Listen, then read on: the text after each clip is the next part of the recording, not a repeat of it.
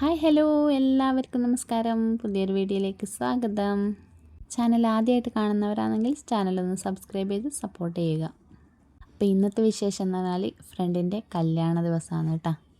ഫ്രണ്ട്സും ഫാമിലി എല്ലാവരും കൂടിയിട്ട് ഒരു ഗ്രൂം ടു ബി സെറ്റ് ചെയ്തിട്ടുണ്ടായിരുന്നു. അപ്പോൾ അതിൻ്റെ കളർ തീം എന്ന് വെച്ചാൽ ലൈറ്റ് സ്കൈ ബ്ലൂ ആയിരുന്നു. ഞാൻ ഇട്ടില്ല കേട്ടോ, കാരണം ഞാൻ പെട്ടെന്ന് പോകണ്ടെന്ന് വിചാരിച്ചിട്ടുണ്ടായിരുന്നു. പിന്നെ പെട്ടെന്ന് തീരുമാനിച്ചിട്ടാണ് പോയത്. അതുകൊണ്ട് ഞാൻ ഡ്രസ്സൊന്നും സെറ്റ് ചെയ്തിട്ടുണ്ടായിട്ടില്ല. അപ്പോൾ ആദ്യം തന്നെ ഓനെ സ്റ്റേജിലേക്ക് വെൽക്കം ചെയ്ത് കേക്കും കാര്യങ്ങളൊക്കെ സെറ്റ് ചെയ്ത് പിന്നെ മഞ്ഞൾ വാരത്തേക്കലും അങ്ങനത്തെ പരിപാടിയല്ലായിരുന്നു, സ്വീറ്റ്സ് കൊടുക്കലും എല്ലാം. അങ്ങനെ എല്ലാം ഫോട്ടോഷൂട്ടും കാര്യങ്ങളെല്ലാം കഴിഞ്ഞ് അവസാനം വലിയ ബഡാ ഫ്രണ്ട്സ് എല്ലാം കയറിയിട്ടുണ്ട്. അപ്പോൾ ഓൻ്റെ മുഖത്തെല്ലാവരും കൂടി താജ്മഹൽ പണിത് കൊടുത്തിട്ടുണ്ട്. അപ്പോൾ ഇവന്ന് വെച്ചാൽ എൻ്റെ ഫ്രണ്ട് എന്ന് പറയാൻ കഴിയില്ല, ഷൈജുവിൻ്റെ ഫ്രണ്ടാണ് കേട്ടോ. ഷൈജുവിൻ്റെ ഫ്രണ്ട് ആയിട്ട് വയ്യ എൻ്റെ ഫ്രണ്ട് ആയതാണ്.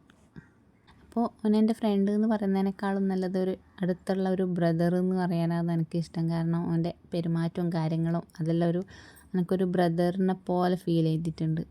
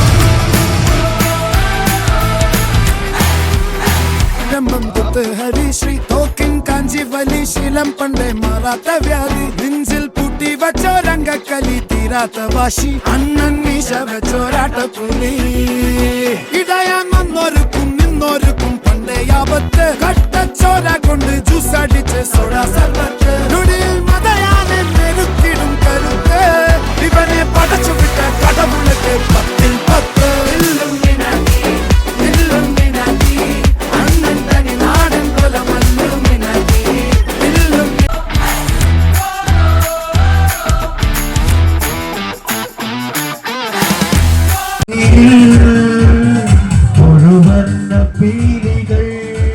അങ്ങനെ രാത്രി ഒരു 12 മണിയെല്ലാം ആകുമ്പോൾ അവിടെ നിന്ന് ചില്ല് ചെയ്തിട്ട് ഇറങ്ങിയിട്ടാ.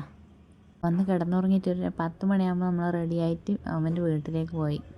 അത് കഴിഞ്ഞിട്ട് വീഡിയോസ് ഒന്നും അങ്ങനെ എടുക്കാൻ പറ്റിയിട്ടില്ല. വീഡിയോ കൂടുതൽ എടുത്തിരുന്നത് ഷൈയാണ്. ഷൈ പക്ഷേ ഭയങ്കര തിരക്കായതുകൊണ്ട് അവൻ വീഡിയോസ് ഒന്നും എടുത്തു തരാൻ പറ്റിയിട്ടില്ല. നമ്മുടെ വീടിൻ്റെ അടുത്തുള്ള വിഷ്ണു ക്ഷേത്രത്തിലായിരുന്നു താലികെട്ട്.